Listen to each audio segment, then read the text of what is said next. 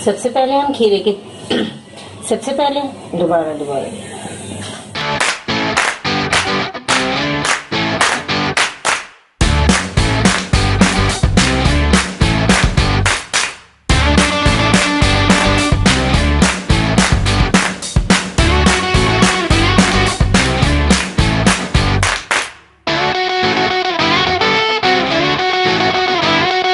बिस्मिल्लाहिर्रहमानिर्रहीम। अस्सलामुअलैकुम।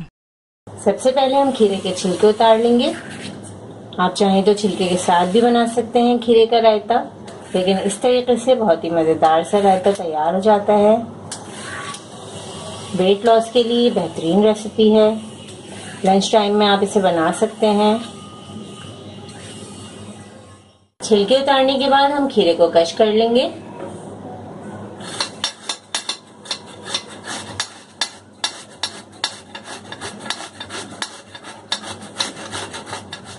अब कश किए हुए खीरे को हम साइड में रख देंगे।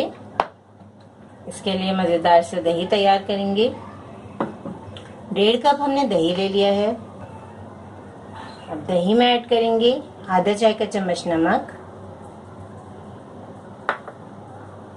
1/4 चाय का चम्मच काली मिर्चों का पाउडर, बारीक कटी हरी मिर्च,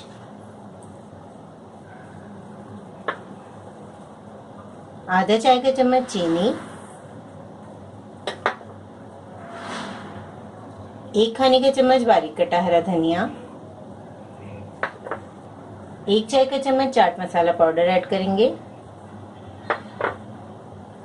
दही को अच्छी तरह से हम फेंट लेंगे। खीरे का रायता बनाते हुए पानी ऐड नहीं किया जाता, क्योंकि खीरे में काफी ज्यादा वाटर कंटेंट मौजूद होता है, इसलिए हम इसमें पानी ऐड नहीं करेंगे। दही को हमने अच्छी तरह फेंट लिया है। अब हम इसमें ऐड करेंगे खीरा।